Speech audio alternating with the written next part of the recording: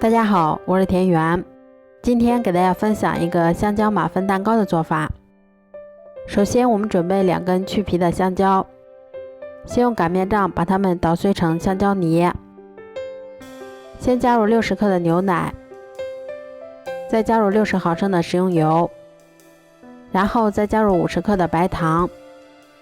接着我们再打入2颗鸡蛋，鸡蛋的重量大约是120克。然后用打蛋器先把它们充分搅拌均匀。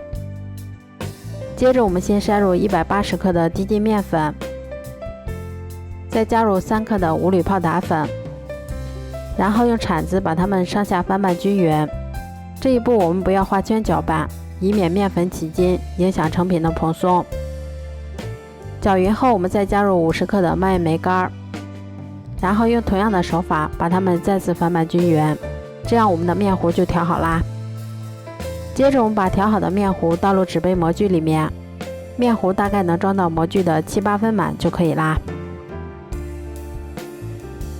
都装好后，先把它们放到烤盘上面，然后再把它放到烤箱里面。烤箱中层上下火180度，烤30分钟左右就可以啦。这样做出的香蕉马芬蛋糕吃起来非常的松软香甜，还有一股浓浓的香蕉的香味儿，而且做法也非常的简单快速，即使新手也能够依次做成功。如果喜欢的话就试试吧，喜欢我的视频就关注我吧，谢谢您的支持。